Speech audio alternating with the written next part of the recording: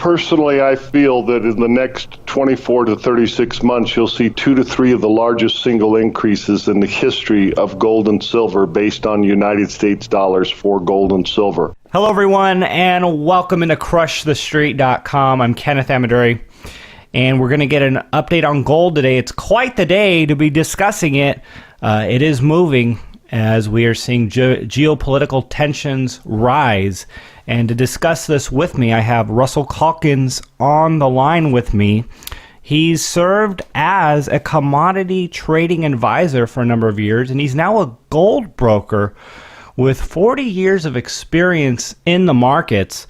He's with Southwest Coins, LLC. His website's swcgold.com. Russell, thanks for coming on the line with me today. Oh, hey, no problem, Kenneth. Thank you so much for having me. Well, sir, we have a situation now where stocks are dropping as geopolitical tensions mount. The VIX jumped 12% today. Gold, I read a headline today and I saw the number. We're looking at it at 1275, hitting above a key technical level, highest since the election. And we're seeing a lot of reactions now with what's going on in Syria, North Korea, Russia. Let's get your thoughts on where gold is today.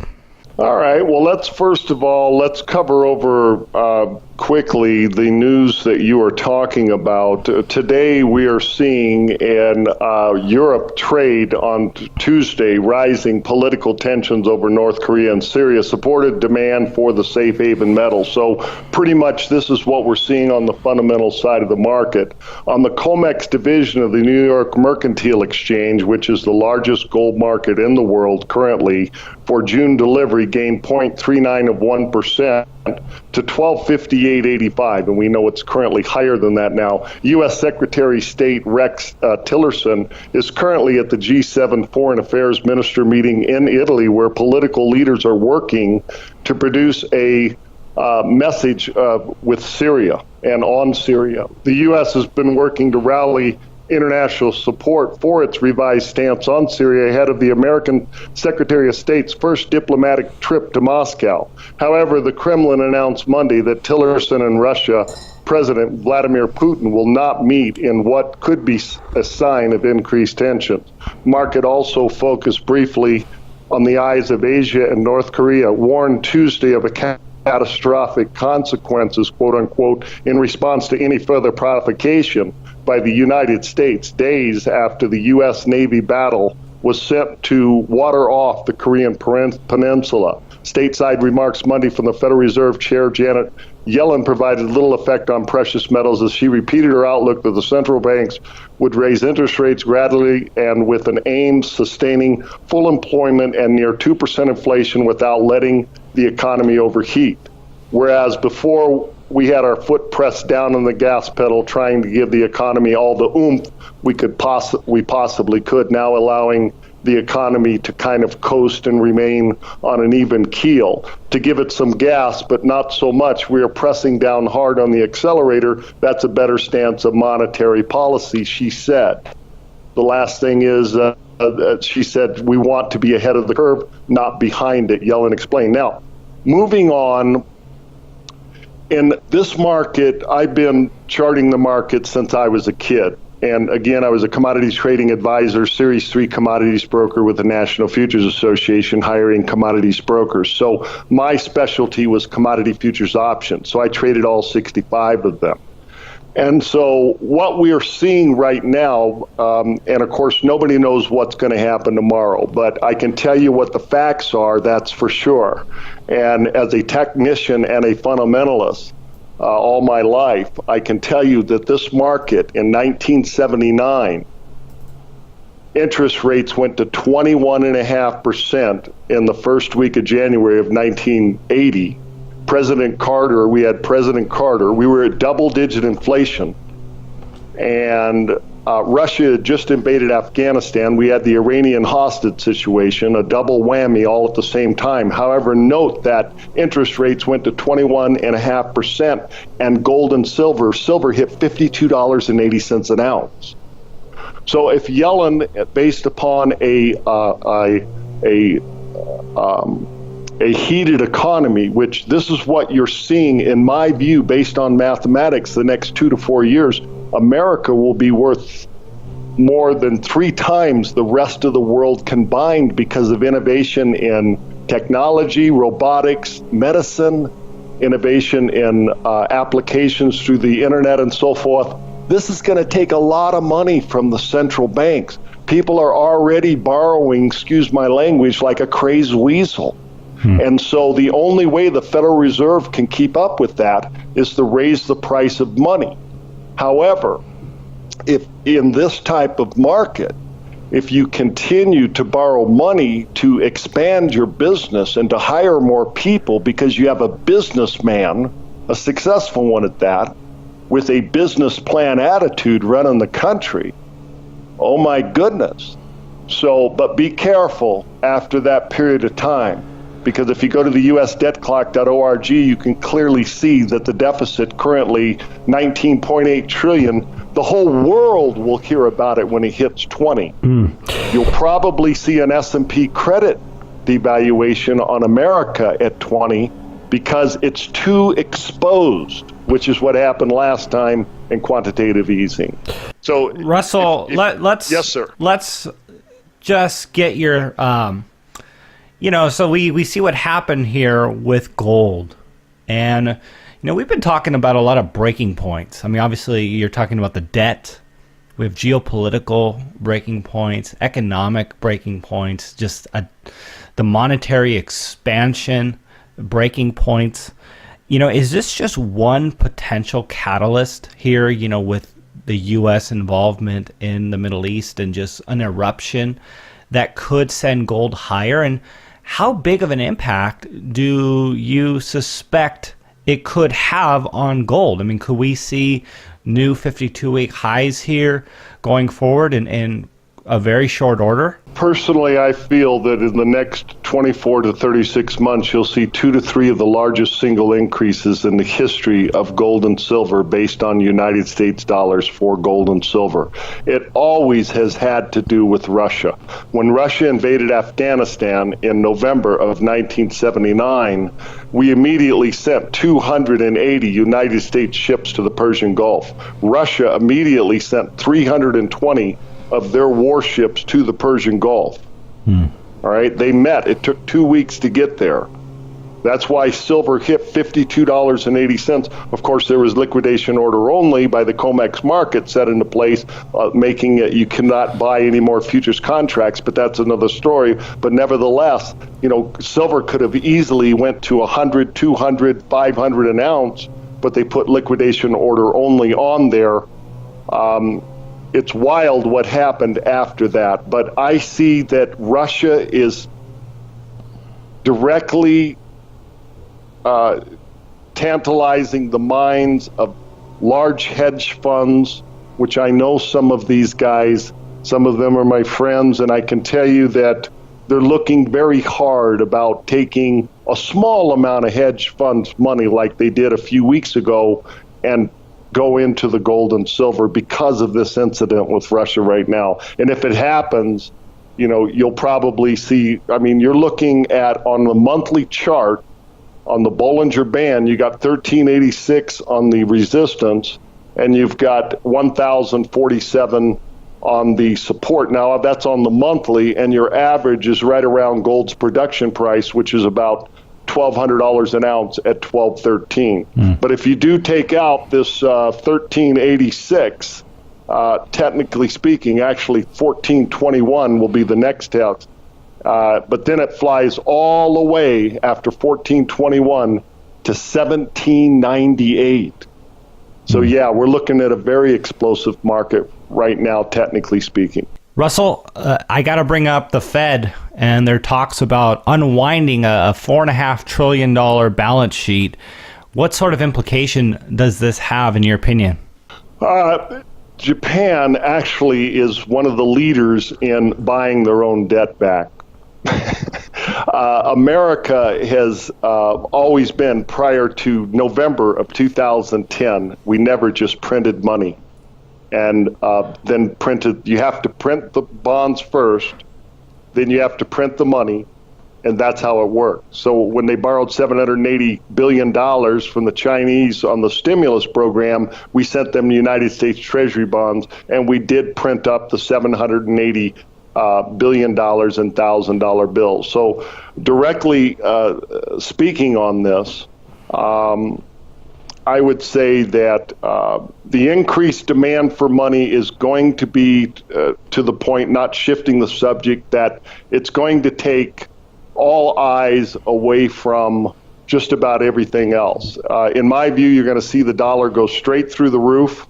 That's not good for gold. However, gold's not going to be able, in my view, fundamentally speaking, to hold back. We're going to need the gold for the industry. We're going to need the gold for defense, medicines. We're going to need the silver for sure in the fields that we need the silver in, the smartphones and all the defense and so forth. So I think, all the way around, fundamentally and technically speaking, the number one tip I have for everybody out there is acquire as much gold and silver as you can, as fast as you can. I want to ask you one last... Oh, go ahead.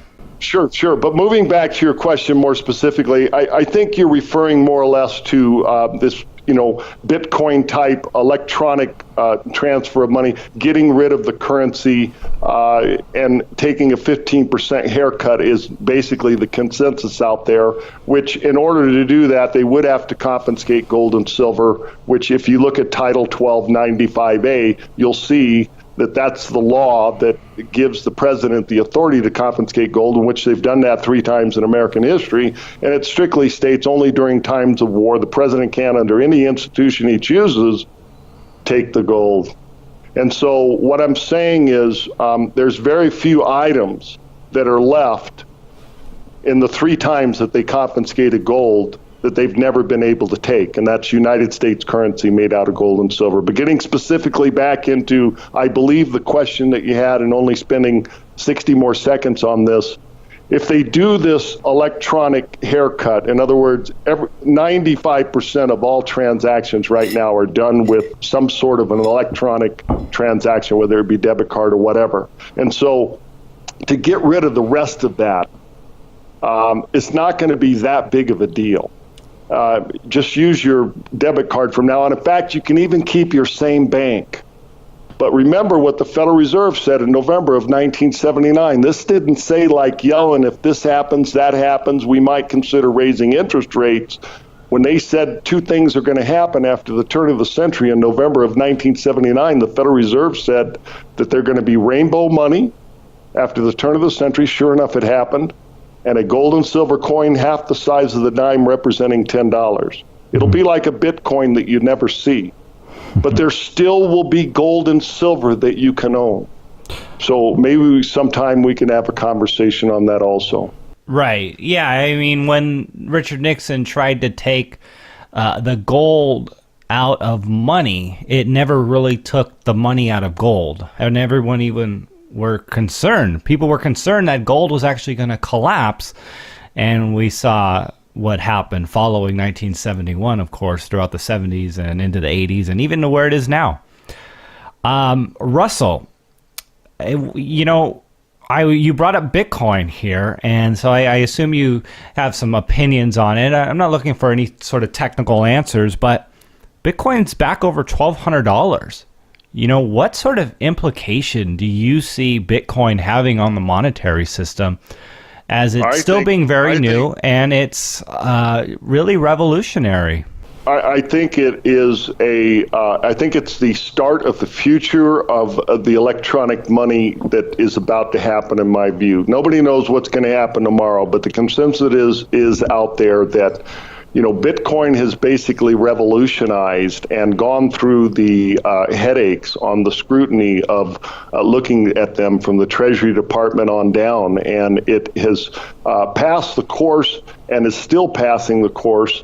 And so the bottom line is that's the same thing that they're going to do based upon what the Federal Reserve said and based upon the consensus that we're seeing right now, is that I think this is a huge implication. And I do believe that the people that are on board, since I believe there's only a certain amount of Bitcoins that are available, that I think that based on the fundamental and technical side of Bitcoin, I see nothing but it continuing to go up, because the devaluation of the United States dollar, mathematically speaking, from 1964, when a silver dollar was a dollar or a paper dollar, it didn't matter which one you used, both would acquire about 5 loaves of bread.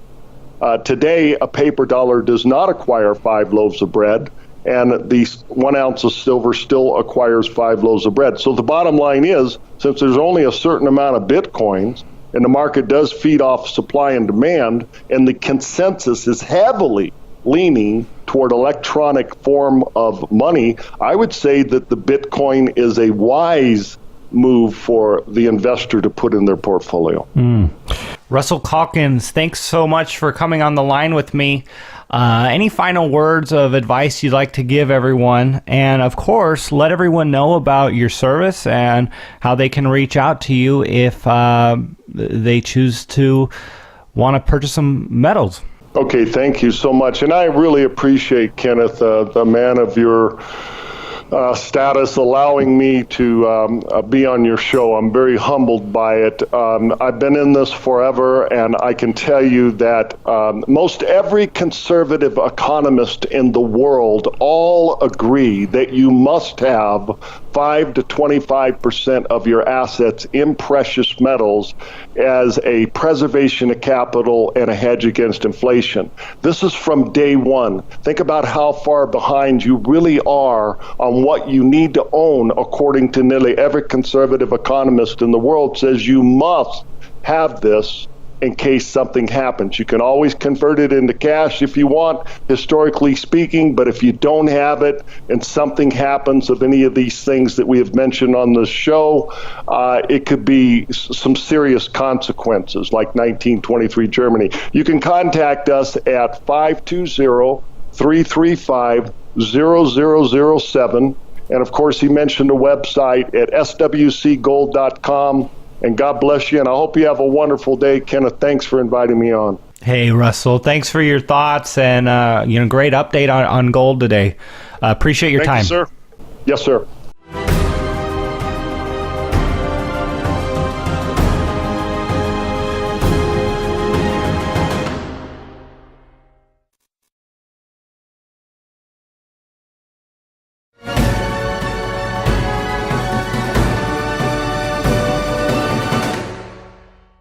Personally, I feel that in the next 24 to 36 months, you'll see 2 to 3 of the largest single increases in the history of gold and silver based on United States dollars for gold and silver. Hello, everyone, and welcome into CrushTheStreet.com. I'm Kenneth Amaduri, and we're going to get an update on gold today. It's quite the day to be discussing it. It is moving as we are seeing geopolitical tensions rise. And to discuss this with me, I have Russell Calkins on the line with me. He's served as a commodity trading advisor for a number of years, and he's now a gold broker with 40 years of experience in the markets. He's with Southwest Coins, LLC. His website's swcgold.com. Russell, thanks for coming on the line with me today. Oh, hey, no problem, Kenneth. Thank you so much for having me. Well, sir, we have a situation now where stocks are dropping as geopolitical tensions mount. The VIX jumped 12% today. Gold, I read a headline today and I saw the number. We're looking at it at 1275, hitting above a key technical level, highest since the election. And we're seeing a lot of reactions now with what's going on in Syria, North Korea, Russia. Let's get your thoughts on where gold is today. All right. Well, let's cover over quickly the news that you are talking about. Today, we are seeing in Europe trade on Tuesday rising political tensions over North Korea and Syria supported demand for the safe haven metal. So pretty much this is what we're seeing on the fundamental side of the market. On the COMEX division of the New York Mercantile Exchange, which is the largest gold market in the world currently, for June delivery gained 0.39 of 1% to 1258.85, and we know it's currently higher than that now. U.S. Secretary of State Rex Tillerson is currently at the G7 Foreign Affairs Minister